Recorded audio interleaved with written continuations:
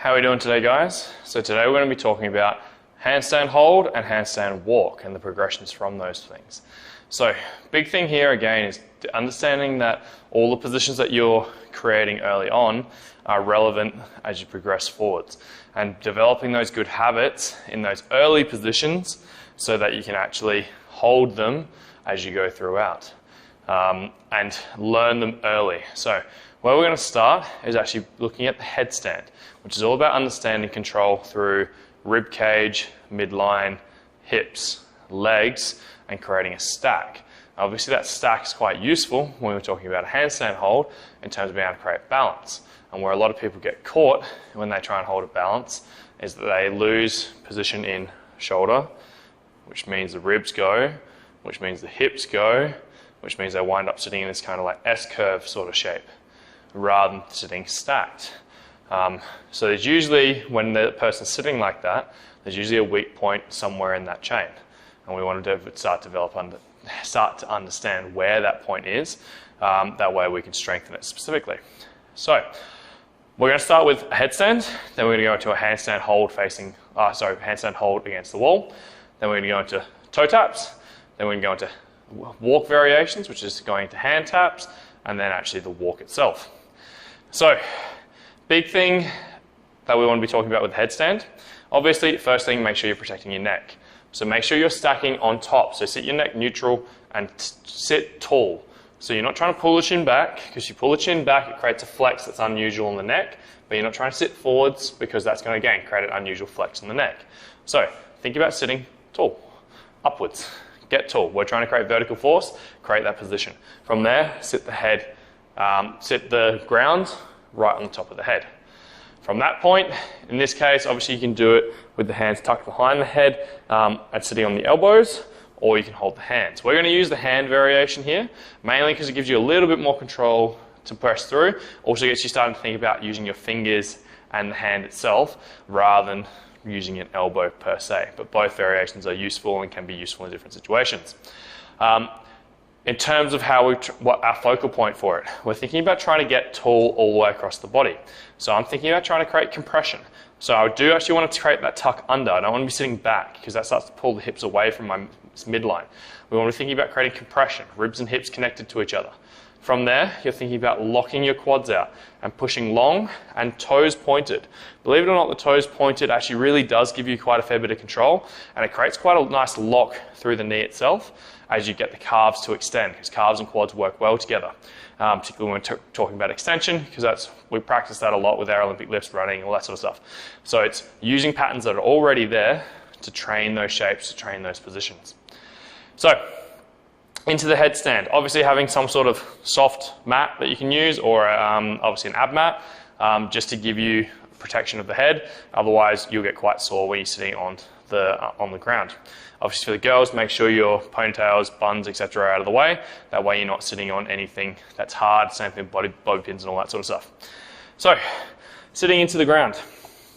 You want to set your hands into your handstand push-up bottom position, so just outside shoulders, getting the forearm nice and vertical.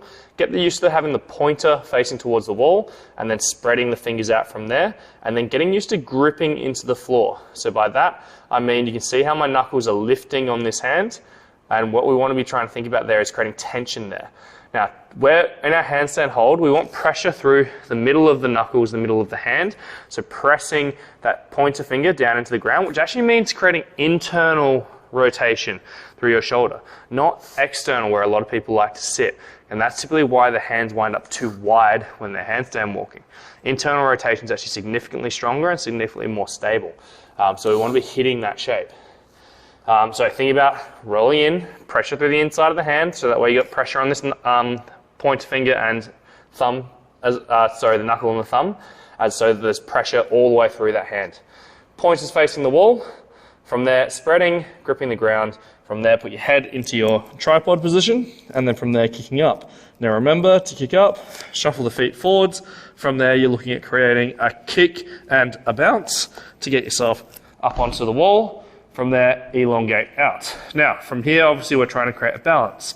Now, how we want to do that is we want to lift ourselves off the wall. So I'm going to hollow, and I'm going to tuck, and I'm going to point.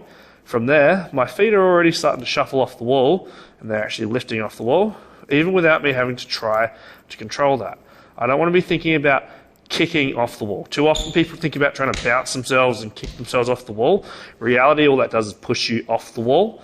We actually want to be thinking about lifting off. So if I'm heavily on the wall now, I'm going to tuck my ribs and pull my hips forwards, and I'm going to extend my toes, and even without me pushing off, all of a sudden I'm starting to hover. And this is where you get your balance. And all you want to be thinking about doing is manipulating that position to feel that balance point, and just getting more and more comfortable with where that balance point is, and lifting yourself off the wall. The concept of lifting off and not kicking off is really, really crucial, and a really big one to understand, because it allows you to understand how to lift and control that balance point, which makes a really big difference when you get to your handstand walks in particular, because it allows you to actually have a lot more understanding of where you are in space, and to actually move through that point and have active control on it, rather than it just kind of being gravity pulling you, or your balance pulling you in either direction. And obviously it means you're much more likely to be able to build up towards a handstand balance itself. Next thing that we move into, so that's the headstand. You want to be building up to good, consistent 30 seconds up to a minute or longer headstands where you've just got control. That way you can just feel the balance, you can feel what it feels like as you start getting tired to control that shape. Second movement that we go to is a handstand hold into the wall. Now, everything from this point onwards with the handstand holds can be done facing the wall or facing away from the wall. In general, most people practice facing away from the wall. Only problem with that is most people also sit in an expanded ribcage position with a non-locked out shoulder. This means that the wall is actually pushing you, biasing you into that shape, and this is why part of the reason why you're always falling forwards all the time with your handstand walks if you're also working on them. We want to actually work on wall facing, because what this forces is it means you can pull your toes in, and you can actually pull into a flex position significantly better to control the midline. So it stimulates that, creates that for us, creates compression, which allows us to work on internally rotating the shoulder, which if you've watched our Ollie and strength work videos, is what we're looking for. It's a lot stronger position because it allows you to stack the shoulder in the middle of the rib cage rather than sitting it at the back of the rib cage if it's sitting in retraction. So slight elevation, internal rotation of the upper arm, like I said, pressure through that pointer finger and knuckle of the thumb, which is going to allow you to create your lockout. And that's going to make it significantly more stable because you've just stacked your joints a lot better. So if I'm locked out in that position, you should be able to see from my hand to my shoulder to my rib to my hip to my foot, you've got a nice straight line. And the better you create that straight line and the better you get it moving around that straight line, the more likely you're going to have a nice balanced handstand hold, which is going to give you more access to control when you actually try and go for the walk. So we're going to be demonstrating wall facing primarily, simply to build that understanding there. By the same token, if you find that you're always sitting in that hollowed position and you're always in front and you're struggling to get into that arch shape, then by all means go the other way. And also doing both is actually quite beneficial in general, but most people need to spend more time wall facing. Now this brings us to obviously a bailout and how to get into the wall facing themselves as well. So getting into wall facing means a wall walk. Rather than thinking about what you do in a workout, think about trying to hold compression right from the start, almost as a gymnastics plank and protraction, and walking your way back from there to get yourself up to the wall. Get closer, and you should be able to keep the whole body off the wall with only the toe touching. And the final position that you want to be in is make sure the hands are actually stacked underneath your shoulders. Now, if you think about coming down to beside your body and then lifting straight up, it's generally narrower than what you think it is. Everyone thinks their shoulders are really wide. They're not that wide. Bring them in. A narrower position, particularly for the walk, means that there's less shifting of weight side to side. And that makes it significantly easier to actually walk and create those positions, as well as reducing the amount of basically movement that's required, so effort that's required to actually get yourself into that place. Also a really good trick for wall walks as well is keeping narrower rather than being really wide with it. Because again, for exactly the same reason, it's just more work because the angles don't support that position as well. So, to reiterate, pointers to the wall, spread the fingers from there, grip the floor, hands narrow, from there, elevate, internally rotate as you're getting into it. And the bailout technique, when you're coming out of the wall, is to go sideways, whichever one feels comfortable. So if you feel like you're falling off the wall, which is what everyone's always worried about, drop one leg out to the side and you'll twist, which is also the bailout technique for when you start to think about going to handstand walks themselves. So what I'm going to do is going to set myself into it. From there, my hands are already narrow, my pointer's already facing towards the wall. Away from the wall in this case. I'm going to hollow out and then I'm going to walk myself into the wall. I'm going to get myself quite close, stacking myself underneath. From there, I'm hollowing and I'm elevating and I'm holding. From there, drop a leg out to the side and come down. Now, that handstand hold and position there, we want to start to build endurance in that shape first and foremost. So targeting towards, getting towards being able to hold consistent 30 seconds to minutes, but even up towards a single effort at about 2 minutes is probably a good move, just to simply build that ability to hold yourself in that elevation, that lockout, which is going to make quite a big difference for when you actually get into handstand walks and being able to hold that shape for an extended period of time, which is obviously what we're looking for. So that's your wall-facing handstand hold. Obviously, I was thinking about all the cues from the headstand as well in terms of tucking under, rib cage, long with the feet, point the toes. Next one that we go into for the handstand hold is starting to get some understanding about single leg variations. So I'm going to lift one leg off the wall with one leg on, and then I'm going to switch and switch and switch. And the target being to have good control over that so that you can actually create movement through the legs. Trick to this, don't push off. If you push off the wall, you're going to find it really, really hard to hold the shape, and it's going to unsettle you all the time. Trick is to lift off. So when you're thinking about that, hamstring glute creates extension to lift off as you create flexion with the other side to tap the wall. And that's going to allow you to have that control. So everything else stays the same, all the other cues stay the same. All you're thinking about is adding in that variation there. So I'm going to, again, walk into it. Same position, hands are narrow, pointers are pointing away. From there, walk in. From there, create my elevation, create my lockout. One leg's going to come off, and I'm going to lift, and lift, and lift, and lift, and lift, and drop out. So you see I was very, very stable as I was creating that movement. There was no extra movement through my rib cage. It was all movement being created through my hips, which allowed me to create that shape. So that's our second movement. Obviously, you can start to really extend those taps out or lift off and then put the other leg back and variations like that, just to get yourself having more hang time to gradually build up that capacity.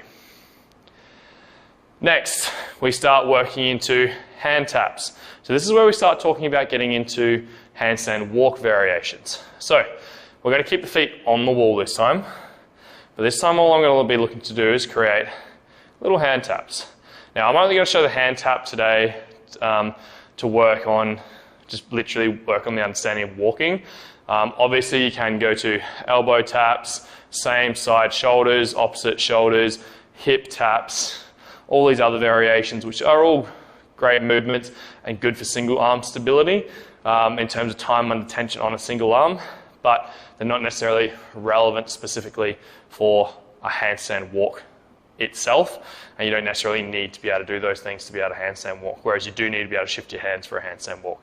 So there are other variations. All that means is that we come into different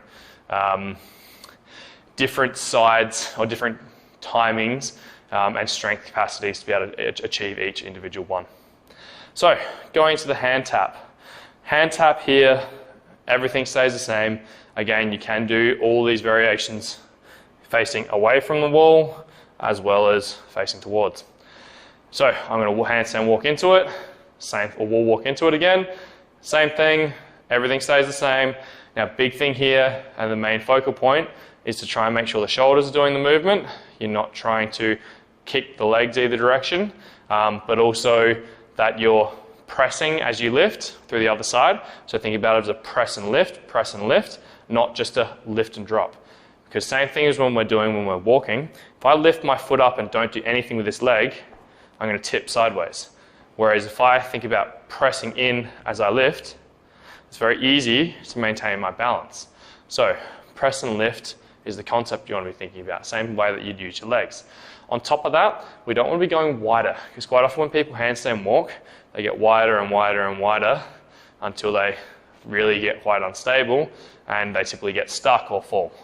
So we want to be thinking about keeping those hands, placing them back on the same position every single time. If we can create that, again, we create the consistency we want for the handstand walk itself. So, same thing again, all the other cues stay exactly the same. Setting myself in, get myself set on the wall. From there, I'm going to create tap, tap, tap, tap. Now, what you should have seen there is the way that my hips were moving. So my feet were staying stable, but I was able to move my ribs and hips to allow me to maintain my center of mass over the hand that I was on at the time. So as I shifted onto this hand so I could lift this one. Shifted onto the hand so I could move this one. Now, moving your center of mass means that you're going to have a lot more control. Means that you're not going to be falling off to one side. Because if you're countering this arm by moving this leg out, there's a lot of forces going through that. But it's a lot more movement as well. So it's a lot harder to control.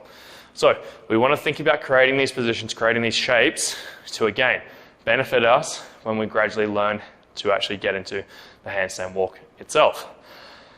So that's your next one. Obviously, again, build that capacity up. Now we're going to start working into the handstand walk.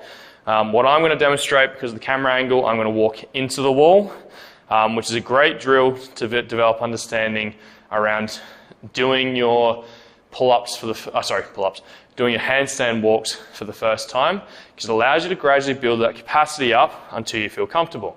It means that people can start literally with one step and kick themselves up and take one step. Obviously, I didn't quite get to the wall there, but kick themselves up and step to tap themselves into the wall. It gives them that little bit of a safety net to build up that capacity, build up that understanding of how to do it. Once they feel comfortable doing that, they can walk themselves out a little bit further, maybe go 2 steps on each one, further 3 steps, 4 steps, etc. Generally, once they're getting past about a meter or 2, these are 1 meter squares, that's generally going to allow them, give them enough confidence to then tackle free space. And that's obviously where you start talking about bailouts. Now, if someone needs to bail out in these situations, exactly the same situation as what we talked about against with the wall, is that you're thinking about dropping a leg down. So if I'm coming up, I'm going to drop a leg down to deliberately drop myself sideways. When they're walking into the wall, once you're about a meter out, it becomes a little bit more of an issue. But anywhere beyond under a meter, someone can literally still be here and they can still hook their leg over, tap into the wall if they need to stop themselves from falling. Big thing here is stay locked out. Don't collapse the elbows. As soon as you collapse the elbows, you're at risk of dropping your head into the ground, and that's where you're going to have more of an issue. Other than that, if you're really having issues, buckle one elbow and dip sideways. You'll land through your shoulder and you'll just roll, which is again safer, but also means that you're not going to impact your head. Any of those situations, that's going to be your safest bet to create that action. Now, if someone's getting more advanced to that, this is where they start moving into more about a meter away from the wall or so, and walk into that wall, and then obviously they progress to the full handstand. Everything here stays the same. Pointers, weights distributed in the middle of the hand, Spread the fingers from the pointers, gripping into the floor, staying long, hips are tucked, quads are locked, toes are pointed, get tall, and then from there, elevation, and you're trying to create that movement through the hips that we just practiced on the hand taps to create the full movement itself. So when I come through,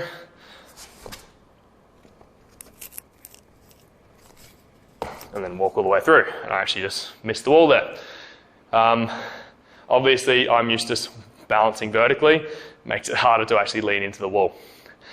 So that's what your variations that you'd progress to from your headstand, from a handstand hold, all the way through to the handstand walk, and then obviously after they've mastered pretty consistent meters or so, you get them out in free space and you work in free space. And it gives them plenty of ways to control and move through. So, hope you guys have enjoyed that. If you have any questions, flick us a message. Other than that, hope you enjoyed it. See you later.